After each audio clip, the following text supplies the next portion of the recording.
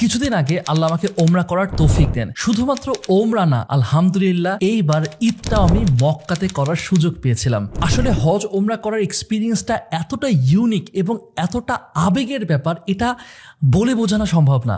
যারা গিয়েছেন শুধু তারাই জানেন এই অনুভূতিটা কতটা গভীর। জাস্ট ইম্যাজিন করেন, প্রথমবার যখন আপনি আল্লাহর ঘর আপনার চোখের সামনে দেখবেন, সালাত আদায় করবেন কাবা শরীফের সামনে, প্রথমবার যখন মসজিদে নববীতে নামাজ পড়বেন, জমজমের পানি পান করবেন, নবীজির রওজা মুবারক জিয়ারত করবেন, এই এক্সপিরিয়েন্স গুলো আসলে বলে বোঝানো সম্ভব না ভাই। আমার এই পুরো এক্সপিরিয়েন্সে শুধু একটা মাত্র রিগ্রেট, সেটা হচ্ছে যে আমি বেশি বেশি করে কেন বিস্তারিত স্টাডি করে গেলাম না। আপনারা যারা সামনে হজ করতে যাবেন, সেটা হোক ওমরা বা ফরজ হজ, আমি আপনাদেরকে হাইলি রেকমেন্ড করবো যে আপনারা এই বইটা অবশ্যই পড়ে যাবেন। দুঃখের বিষয় হলো এই বইটা পাবলিশই হয়েছে আমার ওমরা যাওয়ার পরে। দেশে যখন আসছি তারপর আমি এই বইটা হাতে পেয়েছি। এখানে আপনাকে একদম ধরে ধরে ইতিহাস শেখানো হবে। সেই ইব্রাহিম আলাইহিস সালামের আগ থেকে যে হজ শুরু হয়েছে, কেমন ছিল তখন, কাবা ঘরের চেহারাও তো একদম অন্যরকম ছিল। কাবা ঘর অনেকবার সংস্কার করা হয়েছে, বর্ধিত করা হয়েছে, আবার ছোট করা হয়েছে, আবার বড় করা হয়েছে,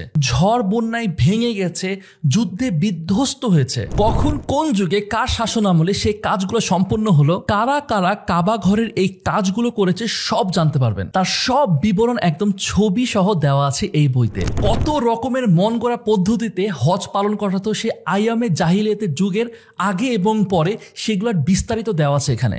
মিনা, আরাফা, মুজদালিফা, হাজরে আসওয়াদ, জমজম কূপ, এই জায়গাগুলো আর তাদের গুরুত্ব আমরা সবাই জানি। কিন্তু এছাড়াও অজস্র জায়গা আছে যেখানে ইতিহাসের হাজারো হাজারো নবী রাসূল পা রেখেছেন। যেমন ধরেন একটা এক্সাম্পল দিই, সেটা হচ্ছে বদরের যুদ্ধ।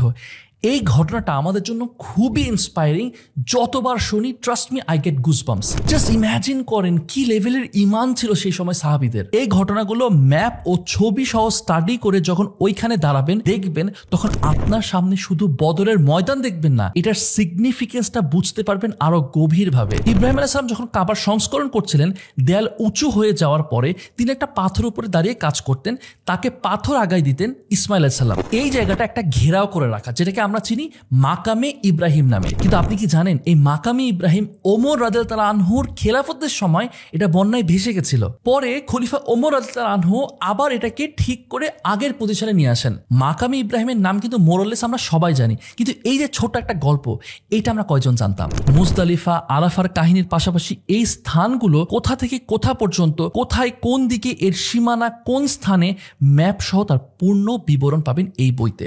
একদম হার্ড কভারে কালার প্রিন্টের বইটার মধ্যে দুইটা ভাগে মক্কা আর মদিনার কাহিনী তুলে ধরা হয়েছে। তবে এই বইটার সেকেন্ড পার্টটা আরো বেশি ইন্টারেস্টিং। আমরা ছোটবেলায় পাঠ্য বইতে হযরত মুহাম্মদ সাল্লাল্লাহু আলাইহি ওয়াসাল্লামের হিজরতের ব্যাপারে কিন্তু আমরা সবাই কম বেশি পড়াশোনা করেছি। তবে এই বইটাতে এই কাহিনী ছবি সহ ম্যাপ দিয়ে স্টেপ বাই স্টেপ এত সুন্দর করে উপস্থাপন করা হয়েছে যে আপনি পড়ার সময় যেন টাইম মেশিনে করে সে 1400 বছর আগের সময় হারাই যাবেন। আপনাদের পরিচিত প্রিয়জন কেউ যদি হজে যায়, তবে এই বইটা ওনাদেরকে গিফট হিসেবে দিতে পারেন।